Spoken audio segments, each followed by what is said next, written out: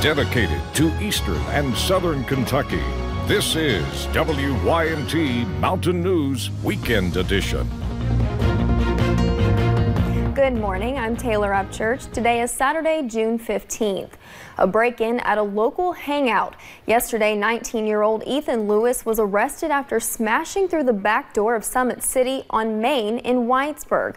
Police charged Lewis with burglary and drug possession.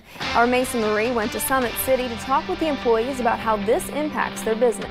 As music played and people enjoyed their food and drinks, nothing seemed different at Summit City on Wednesday night. And he came in and he didn't buy anything, and he sort of sat and watched our manager just really closely for the entirety of the night. But come Thursday morning, I was shocked. The manager came in to find this store smashed open, 4 bottles of alcohol missing, and an empty cash register.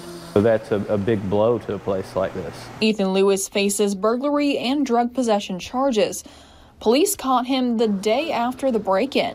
When you do something like that, you're not gaining anything from it because you're making the place where you live worse.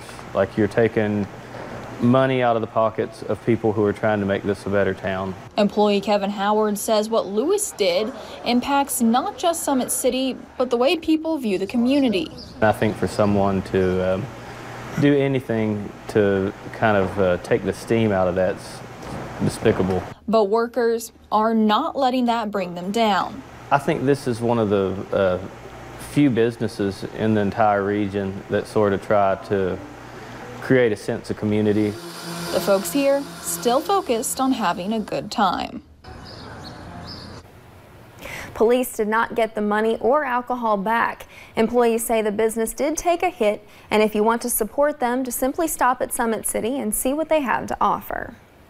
And now let's check in with meteorologist Kelly McShane for a look at your forecast this morning. Kelly, how does it look out there today? Well, it's starting off a little bit on the gloomy side, so if you look out your window right now, you might see some cloud cover, but I promise you that sunshine is on the way. But up on top of Buffalo Mountain here in Perry County, you see that cloud cover, but overall we have stayed pretty dry throughout the morning. But Pinpoint Doppler is picking up on a few showers this morning, especially in Breathitt County and just north of there. So just be mindful, you might need your umbrella, but these are going to be just very brief and light showers that will make way for sunshine later on this morning. Those temperatures around the region, we are into those mid to low 60s for the most part, a little bit cooler into Harlan, into those mid 50s as well as Bell County. So maybe a light jacket as we start off the day, but check out those winds. They are flowing in from the south, so that's why we will be a little bit warmer for your Saturday compared to yesterday. So your travel forecast, a few clouds, maybe a shower or two, but a good start to your weekend. And then heading into the afternoon hour, we will see plenty of sunshine, maybe a few passing clouds, but overall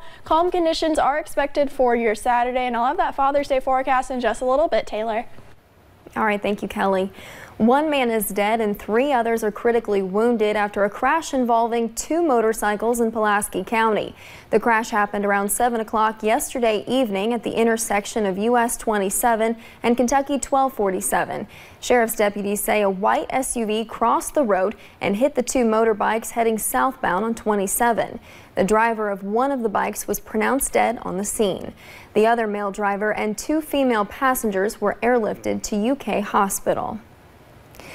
Now imagine being a sheriff's deputy forced to call a family in the middle of their loved one's funeral.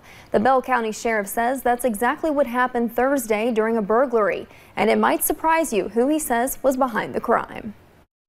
A family was attending a loved one's funeral on Thursday evening.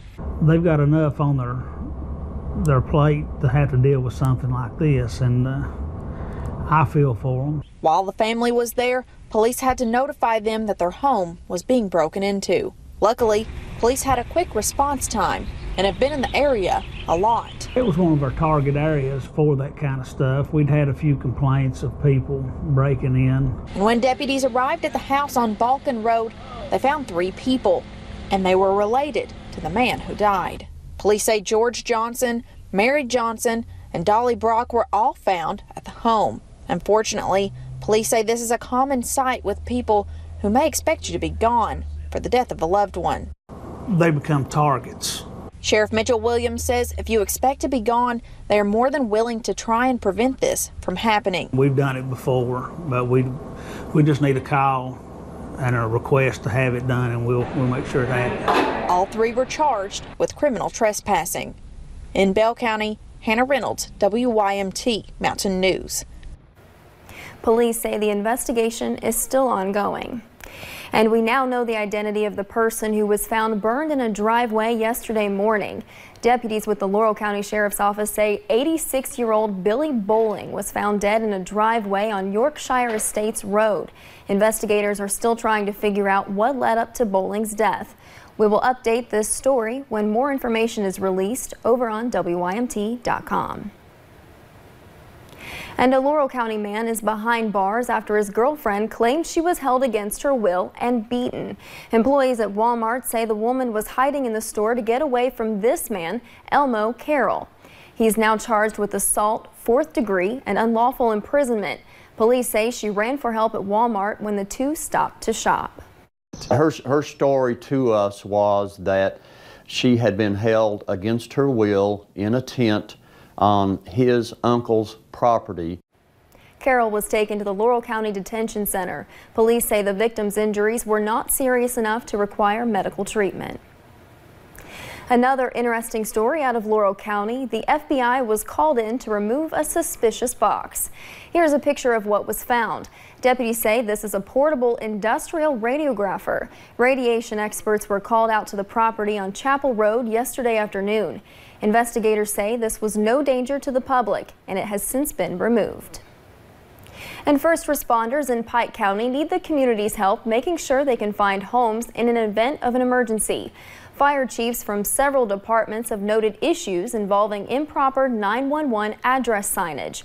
They say numbers are often faded, hidden, or non-existent.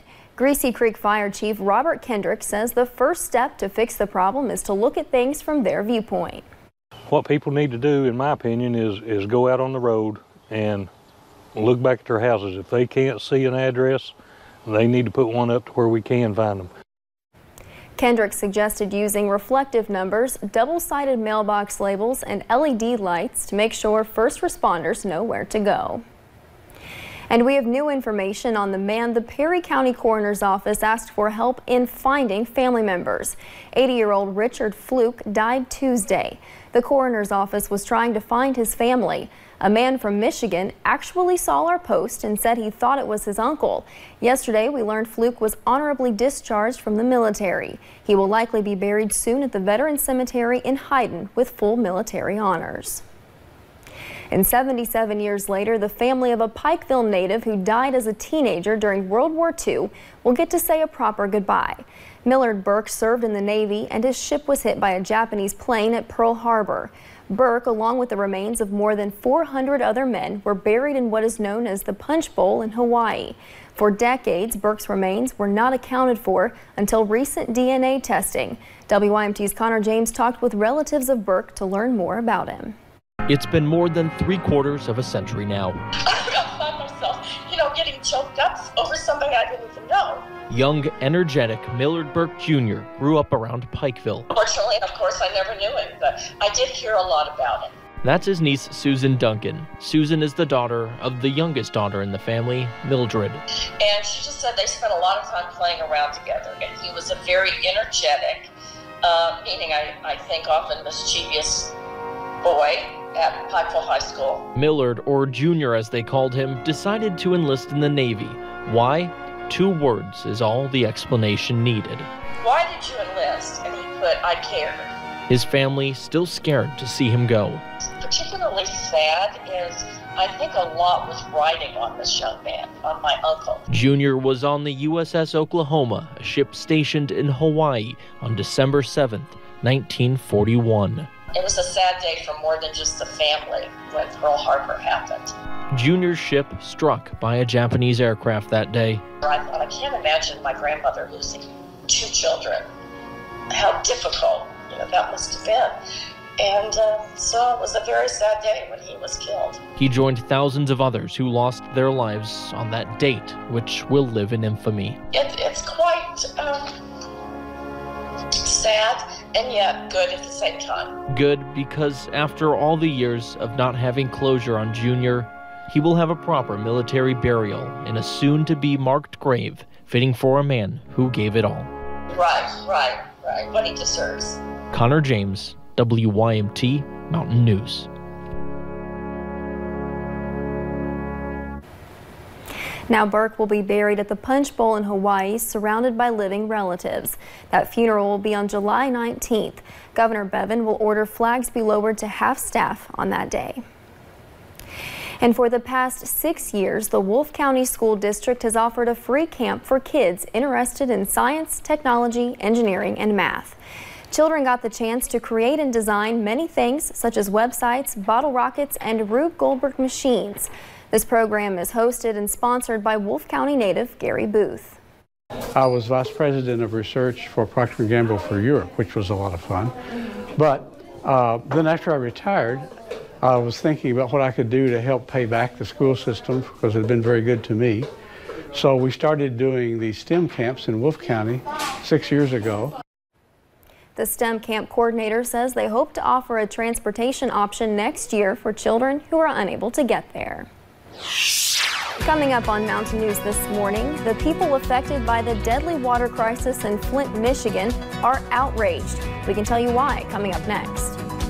And later in sports, we have the highlights from yesterday afternoon's state softball quarterfinals featuring the Clay County Lady Tigers coming up. Another beautiful day is on the way for the mountains, but will these nice conditions last? I'll have your full forecast coming up next.